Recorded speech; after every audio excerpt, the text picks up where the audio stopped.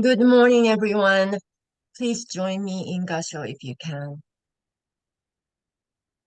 明日ありと思う心のあだ桜。弱に嵐の吹かぬものかな。Like cherry blossoms are the hearts that tomorrow they think they might, but who can tell if there may be a tempest in the night. Young 親鸞上人。南無阿弥陀仏。南無阿弥陀仏。南無阿弥陀仏。南無阿弥陀仏。Once again, good morning. My name is Akiko, and for those of you who do not know me, I joined TCBA in 2020 during the height of COVID-19 pandemic. For a while, all of you were just tiny faces on my computer screen, but as we have transitioned into hybrid services, I have started to connect names to faces. I am originally from Osaka, Japan, and I came to know Chiemi sensei when our son enrolled into Japanese school in St. Paul. Chiemi sensei, as well as Gail, Deborah, and Cheryl, encouraged me to give this Dharma message at the beginning of this year. I then lollygagged for about 9 months. I feel that I'm not qualified to do this, and I don't have the deep understanding of Jodo Shinshu needed to share an eloquent message like the others. So I asked around, and what should I talk about? One sensei told me to talk about why I came to this Sangha, so that's what I have decided to do. October is a special month for me, as I lost my father in October 2018. My father's passing was the reason I discovered Jodo Shinshu and the TCBA. I recently read something interesting that resonates with me. We all know that the lotus flower has symbolic meaning in Buddhism. The fact that lotus plants only grow and flower in muddy water is a well-known fact. But did you know they also produce seeds? These seeds are extremely hardy, and you can germinate them years after being harvested. However, the interesting thing is that in order to germinate, you have to score or sand the surface and reveal the inner core. This I also found very symbolic of Buddhism. I needed to open up before I could hear the Dharma, not with my ears, but with my heart. I came to Jodo Shinshu because I was hurting, just like the lotus seed being scored. But the pain allowed me to reveal my heart, and now I am in Amida's compassion, ready to receive the teachings. When I lost my father, I felt tremendous guilt for not being there for my father, not doing enough for him. I was daddy's little girl when I was young, but as I grew old, got married, and left home, I only saw my father once a year. I felt that seeing him once a year was more than enough because he was going to be there for me whenever I needed him. Parents are not supposed to be gone before their kids are ready to let them go, right? I was going to spend more time with him and do a lot of things for him when I was ready. I was so wrong. I wasn't ready to say goodbye, and he still went. Someday, I felt like I was drowning in a sea of guilt and regret, just gasping for air. Jamie Sensei's invitation to have a peek into TCBA couldn't have come at a more right time. My lotus seed has been scored enough to reveal the inner core. I have immersed myself in the company of fellow Buddhists and searched for the reasons or answers why he had to die so untimely.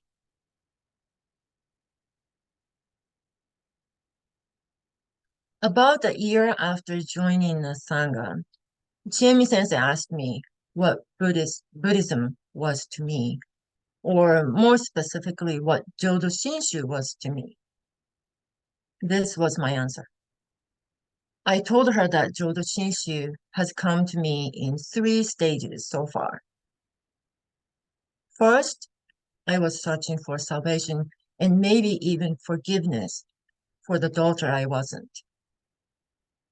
I quickly realized I was in the wrong place for that. In the next stage, I realized it was only my selfishness and ignorance that created all the sadness and pain. I wanted my father to live longer so I can be a good daughter when I was ready, so I can feel better about it. It was all I in the plan. This was the stage I felt most awful about myself. At the third stage, where I am now, I realized that my father went to the Pure Land when he was ready and when it was right for him. Moreover, he's now coming back to me to tell me so through the teachings of Jodo Shinshu. It allowed me to let go of many feelings, including the guilt and regret, and most importantly, my calculated mind. Of course, I still regret not being there for him, but I now know that I'm just an ordinary person who is ignorant and who didn't understand the meaning of impermanence. Speaking of impermanence, apparently I wasn't the only one who believed my father will live longer, certainly long enough for me to be a better daughter. I would like to share a story which took place about a month before my father passed away. My father had been in the hospital for over 6 months by that time, and my family were taking turns to visit him in the hospital. He had a tracheotomy, so he couldn't speak. One morning, my mother visited him, and he desperately wanted to tell her something. But my mom wasn't able to decipher what he was trying to say. She asked me to visit him that afternoon, so I did. I too tried to understand what he wanted to say. He moved his mouth, but no sound came out. I even put my ear next to his lips, but all I felt was his warm breath. In frustration, he closed his eyes, frowned, and pointed his watch. Out of ideas, I even said, "What? Do you think you're gonna die? Are you maybe talking about dying?" In hindsight, that was a really insensitive thing to have said to a man on a hospital bed. Now, one thing about my father was that he never left without his wristwatch. He was the most punctual person I have ever met, and he set his watch every night at 7 p.m. So even in a hospital bed, he never took his watch off. Anyway, it was my brother's turn to visit our father that evening. My father was desperate to tell us something. He tried for the third time to convey his message. My brother wasn't getting anywhere. Again, our father pointed his watch, and that's as far as we got. Next day, my sister-in-law joined us, and we all went to see my father again, thinking he might have his dying wish to share with us.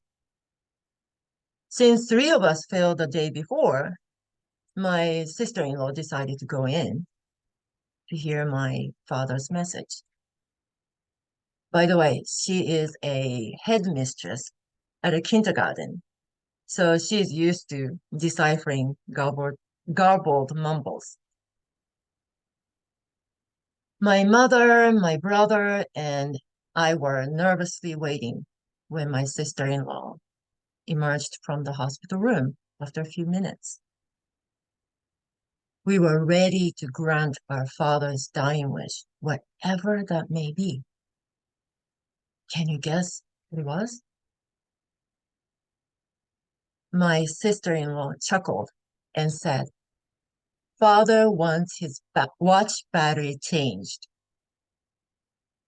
We all burst into laughter. Of course, after the initial laugh had subsided, I had to fess up that I might have mentioned death or dying to my father, to which my family gave a look of disbelief. We now have a good laugh every time my brother brings this up at the dinner table.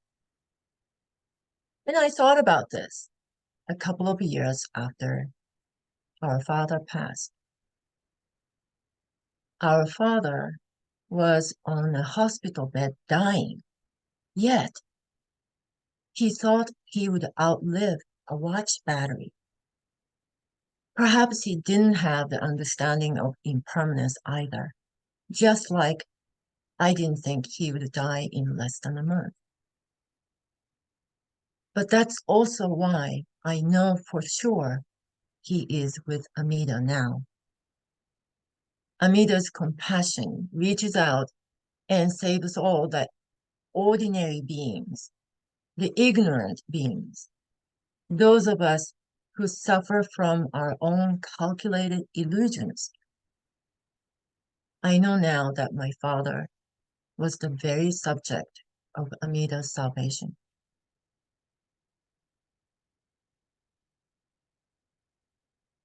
In Japan, when we cremate the deceased will come out from the incinerator with bones intact. People who attend the funeral will take turns picking those bones and storing them in an urn. I took a couple of his hand bones and his wristwatch home to remind me of him. The watch is now stopped, but just like a lotus flower is to Buddhism, this watch is a symbol of impermanence to me. Thank you for listening. Please join me in Gasho if you'd like. 南無阿弥陀仏、南無阿弥陀仏、南無阿弥陀仏。